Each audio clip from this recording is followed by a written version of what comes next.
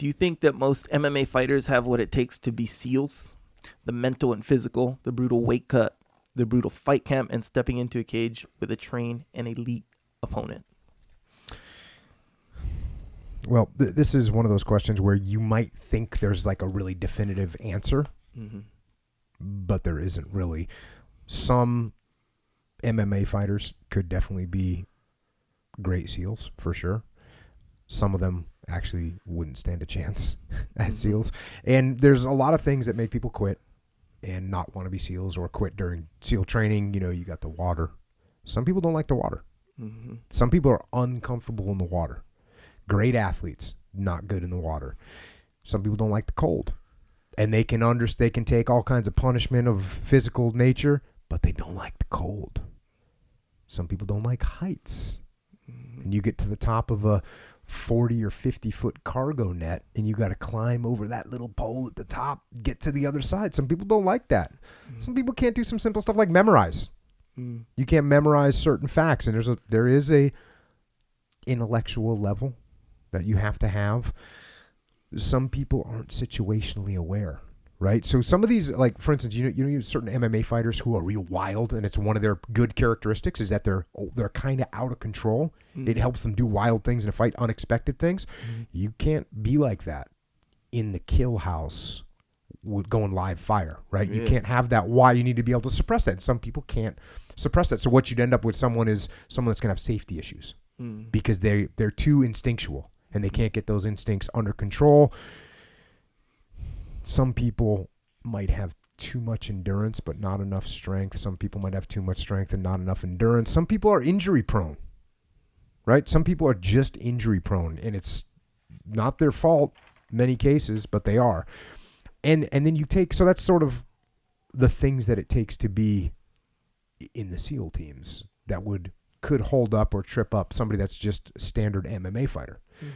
Now, the same thing is true with SEALs that would be MMA fighters, right? Or could SEAL potentially be an MMA fighter? And there's been a few SEALs that have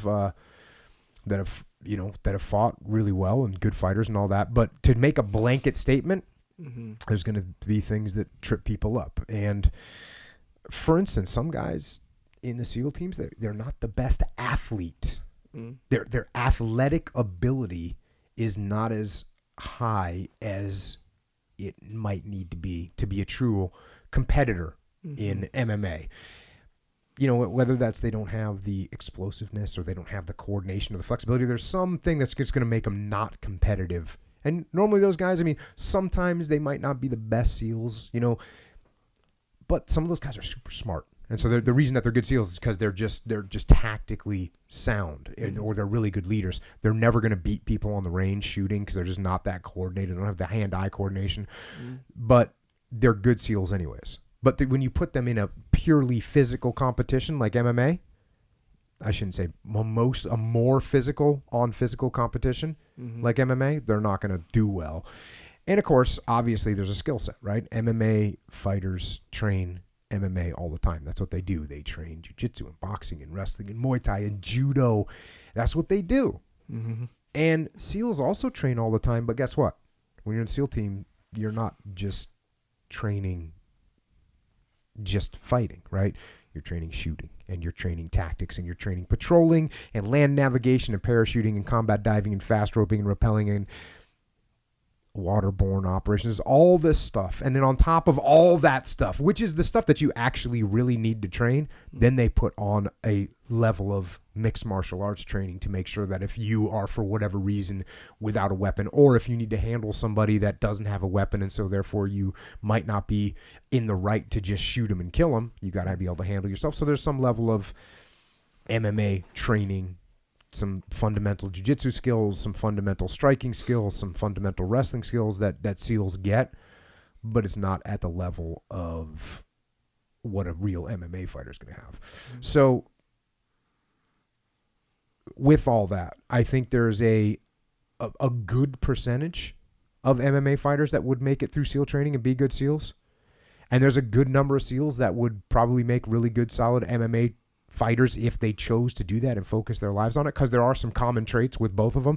Both of them take hard work. Both of them take some level of physical suffering, right? The grind. Both, I mean, you've been around when we're running MMA camps for people. It's a grind. Yeah. It's a grind. It's a day in, day out grind. Now, there's some luxury to that grind. Mm-hmm. There's some luxury to that grind because when you're in an MMA camp, yeah, you worked hard as hell from 7 in the morning till 9 o'clock doing your strength and conditioning. But then you're going to go home and you're going to get a massage and you're going to have some really good food standing by and you're going to sit down, you're going to relax.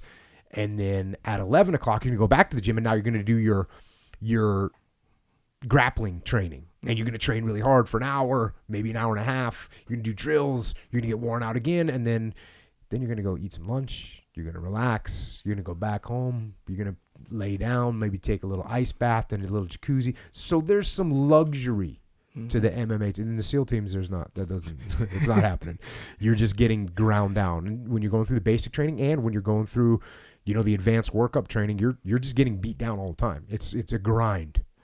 But both of them are a grind, and that's why I think the work ethic that comes with a really good SEAL or a really good MMA fighter, there's a very strong similarity there, and the ability to take that grind is what I think that intrinsic discipline is what would make the crossover occur. So that would make a SEAL into a good MMA fighter or an MMA fighter into a good SEAL or a good special operations guy. Yeah, and there's. The crossover, it's ultimately just like you said, it's kind of hard to identify it overall. It's real general. Because like an MMA fighter is training, sure, he's training to be a better MMA fighter in general, but mainly he's training for an event. So he knows, okay, it's going to be this many rounds. It's going to be this long per round. I'm going to get this much rest for this round. And I'm training to win that. Yep. Real specific. So the training is... If it's good training, it's going to best train him to function in that event, given the parameters. Yeah.